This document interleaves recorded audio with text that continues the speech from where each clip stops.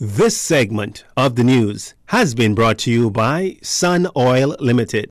Welcome back. 36-year-old Bahamian murder suspect Jcn Eric Sawyer, who was wanted by police, has been deported from the United States back to the Bahamas after he was arrested in South Florida. Police confirming as much, noting that a joint collaboration between United States Homeland Security and the Royal Bahamas Police Force resulted in Sawyer, who is also known as Jcn Eric Strawn, or alias Juvie, of Bimini, being arrested and deported. According to police, Sawyer was arrested earlier this year, June 9th, in South Florida by Border Patrol and Immigration and Customs Enforcement, or ICE. He arrived in New Providence on Tuesday morning, accompanied by ICE officers, and subsequently will be flown into Grand Bahama, where he will be questioned by police in connection with an outstanding murder, possession of firearms, ammunition, and possession of dangerous drugs allegations. Local police thank the U.S. Homeland Security Investigations Liaison and their team for their efforts in this incident and look forward to their continued partnership. In news from the courts, 23-year-old Dion Williams-Folks was sentenced to 6 months probation after he pleaded guilty to drug possession in the magistrate's court. Young Folks, the son of former F&M cabinet minister Dion Folks, was charged with possession of drugs with intent to supply. However, prosecutors dropped the intent to supply charge. According to police reports, officers arrested Folks in western New Providence on Thursday, November 17th, after he was allegedly found in possession of $100 worth of suspected marijuana. Officers were on routine patrol at the time when they observed him driving his gray 2009 Jeep Cherokee on the wrong side of the road. Officers made several attempts to stop him, but he sped off, which resulted in a short pursuit. While in pursuit, officers observed the driver throwing items from the vehicle. They subsequently brought the vehicle to a stop without incident. In his arraignment before Magistrate Samuel McKinney, his attorney Ian Cargill argued that Folks was a drug user, not a supplier. Magistrate McKinney ordered Folks to attend drug counseling and warned him if he is found guilty of any offense during his probation period, he would be convicted and fined $500 and a default sentence of 3 months for non-payment. Folks returns to court on July 28, 2023. If he successfully completes his probation, he will receive an absolute discharge. Former Minister of Youth, Sports and Culture Lanisha Roll is back in the headlines as it is alleged that police once opened an investigation against the former cabinet minister during her tenure as the Seabreeze Member of Parliament. When asked by reporters if she believes that she's being politically targeted, the former minister in her response says, in due time the truth will be exposed. I've resigned from cabinet from February 23rd of 2021 and since then we're here today.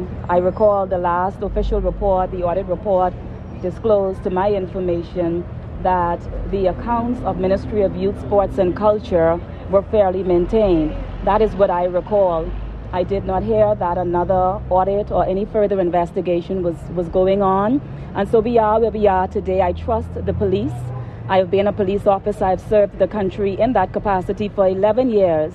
I served in the cabinet. I serve as a member of parliament. I serve as an officer of the court. And I trust that the due process of the law will be followed, the rule of law will take its course, and justice shall prevail. And I trust the Lord in all of that. According to Roll, she has no knowledge of any other audits or investigations against her, adding that she has not been contacted by any police officials regarding this matter. The former culture minister says she is standing firm on her record as minister. I stand by my record that as minister, as far as I am aware, all proper procedures were followed. As far as I was aware as minister, a minister does not know everything in a ministry at any given time. And so to the best of my knowledge, everything and as it relates to me, there were protocols, there were persons in place that should have followed protocols, and I believe that they did, and where they did not, whatever investigations or inquiries will reveal whatever process was or was not followed. Now, when asked why exactly she chose to resign from her post, Mrs. Roll says she decided to do so due to personal reasons. The Industrial Tribunal began its new legal year with an opening ceremony at its newly constructed Smart Court at Safri Square Complex on Monday. President of the Industrial Tribunal, Mrs. Indira Demerit Francis, spoke to the innovation and modernization the Industrial Tribunal has implemented. It is the intention of the tribunal to take every effort to avoid the transgressions noted in this scripture, and adjudicate fairly upon the rights of the workers. These efforts are reflected in the phases of our digitization journey. Phase 1, modernization and digitization. Phase 1 of the expansion of the Industrial Tribunal included the first smart courts for the Bahamas, which were officially opened on the 2nd of October, 2020. In February 2020, we initiated the plan to upgrade the Industrial Tribunal's 4 courtrooms with modifications with the most up-to-date courtroom technology to transform them into smart courts. This phase made it possible for the tribunal to meet its constitutional mandate and recognize in the Caribbean region as a pioneer for the implementation of technologies and procedural best practices for the court management during difficult times, while many courts struggled to chart a course through the COVID-19 pandemic. Amid the 2020 pandemic, courts received unprecedented numbers of work disputes from the Labor Department in 2021. Mrs. Demerit Francis says the large number of disputes created tremendous administrative strains. The registry was bursting at its seams and had reached its maximum storage capacity of files. There was a 2021 cleanup exercise at the registry, which involved a joint effort to box and catalog case files for storage at the government archives facility. I commend the judges and the staff for working incredibly hard during this period under review. During this period, the innovative systems implemented by the Caribbean Agency for Justice Solutions were tried and tested to our satisfaction. The Industrial Tribunal was able to thrive by the implementation of these innovations within the institution, which operated efficiently, serving the Bahamian justice system and its users. The new virtual platform facilitates both New Providence, which has 4 courts, and the Northern region, which has 1 court. And finally, Access Accelerator Small Business Development Center, SBDC, held its inaugural business forum under the theme All Access, the Future of Micro, Small, and Medium-Sized Enterprises, MSMEs. The event held at Warwick Hotel showcased dynamic speakers and insightful panel discussions. Among the panelists, Managing Director of Island Pay Group, Jeffrey Beckles, spoke on regulations and its impact on small businesses. We try to look at the structure of the organization, the structure of the operation. One of the greatest impacts is costs. How do we make adjustments in our costs to mitigate the impact?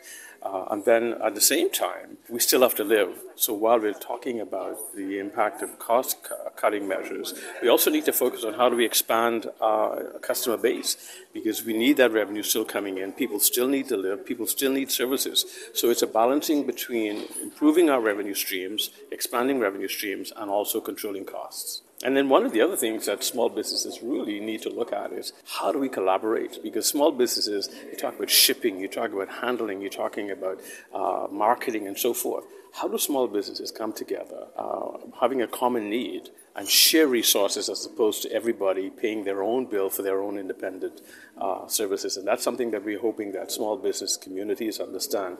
Let's find those services that are common to all of us. How do we use those services to our collective benefit so that at the end of the day we are saving money, but we're still getting the benefit of having that service? The evolution of micro, small, and medium-sized enterprises maximizes the creation of economic impact through strategic partnerships and by equipping and empowering small businesses, thus increasing the ability of the sector to provide employment, creating wealth, and a robust and resilient economy. This much is coming from Minister of Finance, Prime Minister Philip Davis, who made his address virtually. They are the local economy. They are the very heartbeat, the pulse of the nation.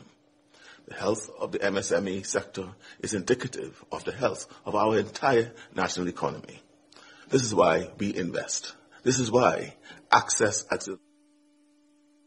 Development Corporation work to drive development of a robust and resilient economy. That word, that's the word right there, resilient. For us, coming out of the socio-economic quagmire that was COVID-19 and the trials of recovery in the post-Hurricane Dorian Bahamas, resilience is our bottom line. Creating industries that can weather economic crisis in an uncertain world is critical. We don't ever want to see those kinds of hard days again, but we don't know what the future holds. We must invest now and make the kinds of strategic moves to build a strong economic scaffold that can weather any storm.